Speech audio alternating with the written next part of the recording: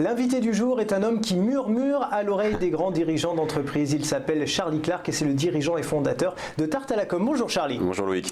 Alors, votre cœur de métier à vous, c'est la communication orale. Vous accompagnez les entreprises dans leur prise de parole pour faire en sorte que leur message soit écouté, compris et surtout retenu. Vous avez d'ailleurs parmi vos clients des entreprises du CAC 40. Alors, première question assez large, est-ce que selon vous, les entreprises aujourd'hui communiquent assez et surtout assez bien ? Est-ce qu'elle communique assez? Oui, on est clairement dans un monde où justement c'est de l'hyper-communication via tous les médias, tous les réseaux, et donc toutes les boîtes communiquent, elles communiquent de façon spontanée, parfois aussi sans le vouloir, c'est parfois contrôlé, c'est parfois pas contrôlé, et donc notre métier justement à nous, c'est d'accompagner les entreprises pour être sûr que le message diffusé il soit le bon et qu'il soit audible par le public. Donc oui, on communique. Mais il faut, attention, bien communiquer. Quelles sont justement les problématiques de ces grandes entreprises qui sont cotées en bourse aujourd'hui en termes de communication? Écoutez, je pense que toutes les boîtes aujourd'hui, elles ont un bouleversement, c'est la transformation digitale. D'ailleurs, aujourd'hui, on parle plutôt d'accélération parce que la transformation, c'était il y a 2 ou 3 ans déjà. Accélération digitale. Et donc, l'enjeu de toutes les boîtes aujourd'hui, c'est de montrer que finalement, on est monté dans le train. On a compris que le monde, il allait changer, qu'il a déjà beaucoup changé, qu'il va changer de façon continuelle désormais.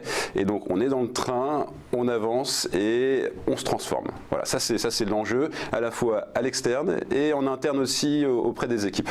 Est-ce que c'est plus compliqué d'élaborer une stratégie de communication pertinente lorsqu'on est coté en bourse, donc quand on est une grande entreprise avec beaucoup d'actionnaires? Je suppose que c'est un peu plus compliqué que lorsqu'on est une PME de 25 salariés. Ouais, il y a plus d'enjeux en tout cas. Il y a plus d'enjeux, et puis je pense que vous le dites régulièrement sur cette chaîne ici, dès qu'il y a des nouvelles mauvaises, le cours peut baisser, des bonnes nouvelles, ça remonte. Donc ce qu'on voit, c'est qu'effectivement, il y a beaucoup d'impact. Et donc la communication aujourd'hui, elle est au cœur de beaucoup de sujets.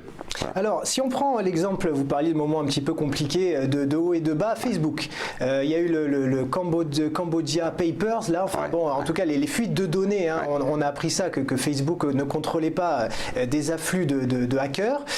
Mark Zuckerberg a été présenté au Congrès, il a dû se défendre, il s'est défendu très mal de l'avis de tout le monde.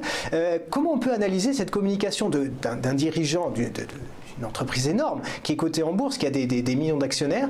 Comment on peut l'analyser finalement? Ça c'est un cas qui est assez intéressant, celui de Mark Zuckerberg. Alors vous dites qu'il s'est mal défendu malgré tout. C'est de la vie générale. C'est de la vie générale. Vous n'êtes pas peut-être de non mais ce qu'on voit, c'est que donc il a fait un tour de différentes institutions. Donc il est passé devant le Congrès, devant le Sénat, après il est venu en France. On l'a vu d'ailleurs à Vivatech ici à Paris.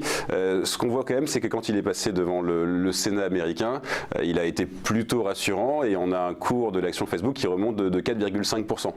Ça revient à votre question de tout à l'heure. Tout est lié. Une bonne communication, elle rassure évidemment les investisseurs, elle rassure les marchés. Donc là, Facebook, je pense que l'enjeu de Mark Zuckerberg, c'était de montrer que finalement, il y a un chef, il y a un dirigeant à la tête de Facebook et que c'est pas devenu un énorme paquebot incontrôlable et qui va à la dérive s'écraser sur des rochers. Mais parce que c'est vrai que c'était un peu ce qu'on avait l'impression, donc Mark Zuckerberg est le créateur, le dirigeant, mais qu'il n'était plus aux commandes et qu'il y avait une espèce d'armée mexicaine qui gérait à sa place. Là, vous dites quand même qu'il a Alors non, c'est pas ce que je dis, mais en tout cas, l'enjeu de communication pour Mark Zuckerberg, il était là. Il y a eu un changement même complètement anecdotique dans la tenue, la façon de se présenter.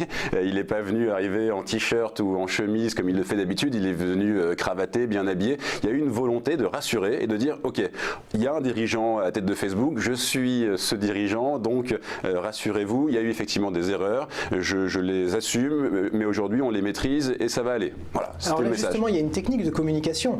Il y a eu des erreurs. Donc première chose peut-être, avouer ses torts. Ouais. Ça c'est une technique de communication. Il aurait très bien pu dire, oh moi vous savez, on a fait attention, on s'est fait avoir, etc. Enfin, mais là il a été très sincère. Ouais, il a été sincère, ça c'est sûr.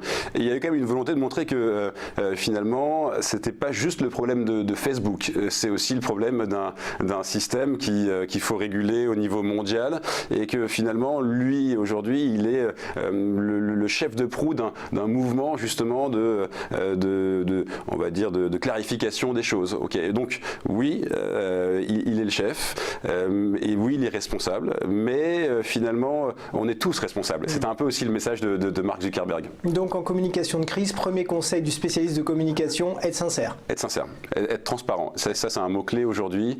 La transparence, la transparence, la transparence. On communique dans tous les sens, tout le monde a les informations un peu partout, donc on ne peut plus se cacher. En fait. On peut plus se cacher. Donc il faut dire la vérité. Ça c'est la première chose. Alors, ce qui est difficile aussi pour ces entreprises, c'est de trouver l'équilibre, on le disait, entre ce qu'on dit et ce qu'on garde comme information. C'est vrai que chaque déclaration peut faire baisser ou monter une action. On le voit avec Donald Trump, dès qu'il fait un tweet, et boum, le Nasdaq s'effondre. Donc, comment est-ce qu'on trouve le bon équilibre dans ce qu'on communique à l'extérieur quand on est un grand dirigeant? Ce qui est sûr, c'est qu'on peut garder très peu de choses. On peut garder très peu de choses. Donc, encore une fois, transparence. C'est pas la peine non plus de surcommuniquer. Quand on communique, c'est toujours pour une information. Si on n'a pas une information clé à passer, ça ne vaut pas la peine de communiquer. Et peut-être parfois les tweets de Donald Trump, ils sont un peu décalés, ils sont sur des sujets où on n'attend pas forcément un président, et ça ne sert pas à grand chose. Voilà. On communique quand on est attendu sur un sujet, mais pas autrement. Ouais. On va parler justement un petit peu de communication de crise. En cas de gros pépins, je pense notamment à ce qui est arrivé à Luc Besson il n'y a pas longtemps. Il a été accusé de viol, et puis le cours s'est effondré de 15%. Comment est-ce qu'on communique dans ce moment-là? D'ailleurs, EuropaCorp n'a pas communiqué à ce moment-là, en attendant bien sûr que l'enquête suive son cours. Est-ce que c'était une bonne idée? Ne pas communiquer, c'est communiquer. On est d'accord là-dessus. Ce qui est vrai, c'est que dans chaque situation de crise, il y a des opportunités. C'est cette phrase clé. Et donc, à chaque fois, et c'est le cas de Facebook, encore une fois, il y a une crise. Vous voyez, il saisit ça comme une opportunité. Il va faire son tour du monde, etc. etc.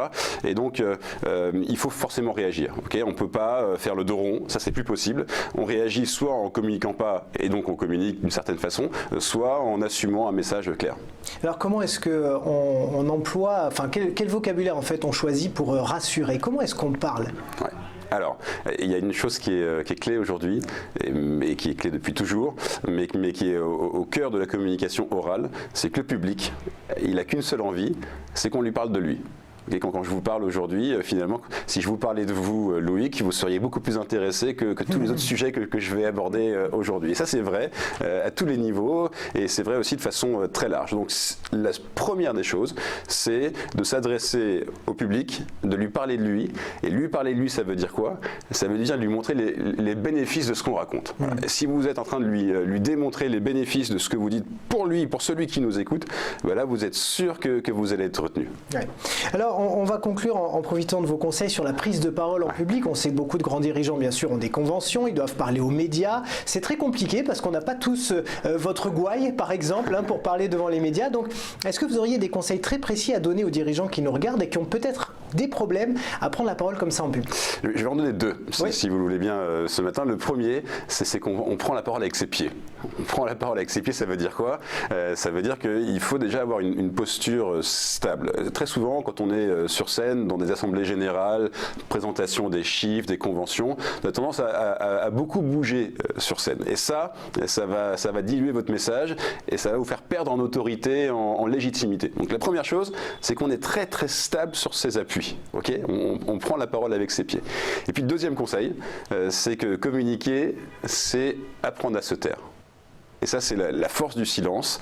Et Charles de Gaulle disait le silence, c'est l'arme ultime du pouvoir. Quand on recherche du leadership, quand on recherche du charisme, le silence, ça va être un outil clé qui va faire qu'on va vous écouter 2 fois plus. C'est-à-dire donner du rythme à sa phrase et donc accepter qu'il y ait parfois des blancs? Non, c'est pas des blancs justement. Attention, le silence, il porte encore une information. Le silence, il vient après un mot clé, après un concept clé, et finalement il fait résonner ce que vous venez de dire. Ça vous permet, vous, orateur, de respirer, de penser à la suite, et c'est beaucoup de confort pour celui qui vous écoute, parce que finalement dans le silence, il écoute 2 fois plus ce que vous avez dit juste avant. Et donc c'est pas un blanc, il y a encore de l'information. Et alors il y a aussi la technique de ce qu'on appelle le eye contact, c'est-à-dire qui est-ce qu'on va chercher dans la salle et comment on regarde les gens? Alors clairement le regard c'est un des vecteurs. Je vous ai parlé du silence. Un silence qui n'est pas accompagné d'un bon regard, ça sera un blanc, comme vous le disiez, ça ne sera pas une information l'information. Ouais. Le regard, c'est le vecteur. Le regard, il donne de la vérité, il donne de l'authenticité. Donc on doit regarder absolument tout le monde. En petit comité, c'est facile. Quand on est dans une grande salle, il faut prendre 3 points de regard, à gauche, au fond, derrière, vraiment au fond de la salle. Et puis il faut se concentrer un peu sur ces 3 points de regard. C'est ce qu'on appelle la technique du point de regard. Et en faisant ça, vous donnez l'impression, en tout cas à chaque personne du public, que vous les regardez et que vous les considérez individuellement. C'est assez fou. Eh bien, merci Charlie Clerc de nous avoir fait partager votre vision de la communication et surtout vos petits conseils clés qui vont sûrement aider les dirigeants d'entreprise qui nous regardent. Je rappelle que vous êtes fondateur et dirigeant de Tarte à la Com.